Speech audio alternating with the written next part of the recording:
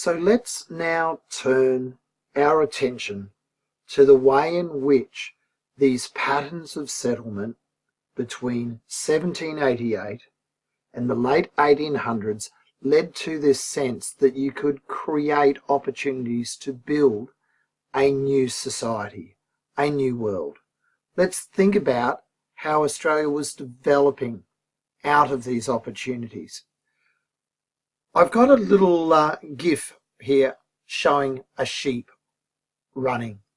If you like, it's a merino ram. In a way, that's very, very important to remember the sheep industry as we go through here. Australian colonial society developed as European settlers moved beyond the boundaries of the initial landing points. So, very important is knowing that the first major expansion out of the Port Jackson colony, the Sydney colony, was through the Blue Mountains and into the Western Plains, this fertile area on the other side of the Great Dividing Range. Finding these river systems, finding these grasslands, led to the opening up of a grazing industry, particularly sheep and cattle. From Sydney, we saw movement into central Queensland, into the areas of Toowoomba behind Queensland, up through Tenterfield, the New England district. We see going down into the areas of Dubbo, and it's in these areas that gold is discovered by the 1840s and 1850s.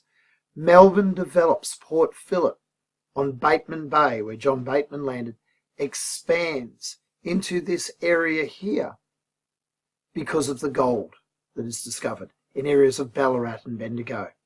So it's this expansion into the interior by sheep and cattle graziers that leads to the opening up of the continent. Water and land provides opportunity. Tasmania as an early colony, Van Diemen's Land grows as a penal settlement. Brisbane by the 1840s is settled as a penal settlement. These are the areas where no longer do free settlers want convicts to settle around what is going to become Sydney. There are new settlements opening up for the shifting of colonies before Australia becomes essentially a free settlement where all convicts, where convicts are no longer sent. It's important also, as I've said in the red box here, to remember that as Europeans move in, they are colonisers. They're taking over what were once Indigenous lands. So not everyone is sharing in these new opportunities, these new benefits of British society, if you like. Certainly the colonists are presented with an opportunity to remake society. Between the graziers moving into these open grasslands, this savanna type, if in America they call it the prairie-like lands of our downs, of our western plains, of our Darling Downs into what is now Western Queensland, Western New South Wales, northwestern Victoria. Certainly that's going on, but it's gold and money through the gold industry that leads to a complete change in New South Wales and Victoria in particular at this early stage by the 1840s and 50s. Huge numbers of people arrive in the gold rushes, and this changes the very nature of New South Welsh and Victorian society. There are Queensland gold rushes that take place much later in North Queensland, the Palmer gold fields. We have our own experience in Queensland by the 1870s, 1880s, 1890s.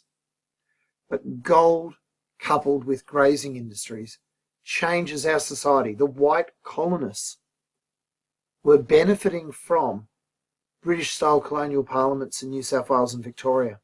They were benefiting from the traditions of British legal systems and hoping to remake an Australian society free from British class restrictions and hierarchies, free from the traditions of British society that they didn't like. The British Empire gave them opportunities to trade beyond the colonies with other parts of the British Empire, India, back to Britain. The wool that was being grown on our sheep is now being sent back to Britain in exchange for wealth. There is a trade going on, and this led to a development of a massive primary industry sector in Australia. It gave us great wealth to some of the major graziers of the area beyond the Great Dividing Range. Often we refer to these people as our squatters. Let's see the effect of that in these 5 boxes, 4 boxes in fact. During the 1850s, Australian workers, whether they be in the farms, in the grazing industry, or in the mining industry, fight hard to get laws passed through their colonial parliaments. They're looking to protect their rights in a way that doesn't happen in Britain. This is a byproduct of this optimistic growth that's happening within Australia. A great example of this is in Victoria, where a miners' uprising, a violent uprising that's defeated by troopers and troops, British soldiers, on the Victorian goldfield, leads to laws being passed in the Victorian Parliament that made sure the workers would have an 8-hour working day. The idea was in a 24-hour day, you had 8 hours work, 8 hours rest, 8 hours sleep. And this led to what we call the 40-hour week. 5 days a week, 8 hours a day, 9 to 5 if you like, 40 hours a week, and that gives you a weekend off. Saturday, the idea was that you could do community, you could take part in sport, you could be with your family. And on Sunday, that was reserved as a Sabbath for church. We developed our sense of a weekend in Australia. This kind of development led to a sense of Australia having an opportunity available to nowhere else, to no one else, that Australia was becoming a working man's paradise. By the 1860s and 1880s, there's an urban educated middle class emerging in our towns and cities. These educated working classes are wanting to educate their children, send their children to school. We see the birth of our grammar schools. Ultimately, that spills down into the working class and the development of schools run by often people like Catholic nuns, Christian brothers. So the expansion of industries leads to an ambition for a better life, both amongst the workers and the middle classes, the business owners, the shopkeepers, the professionals. We start to see a flourishing newspaper industry. We start to see people calling for the development of universities in the southern states. Schooling starts. We start to see sewage being installed in city water supplies improved.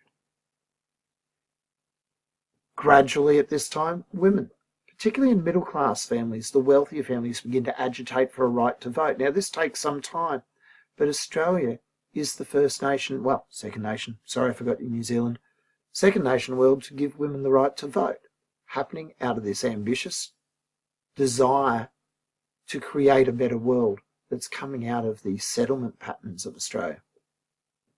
Shearers, miners and other workers organise. They form trade unions.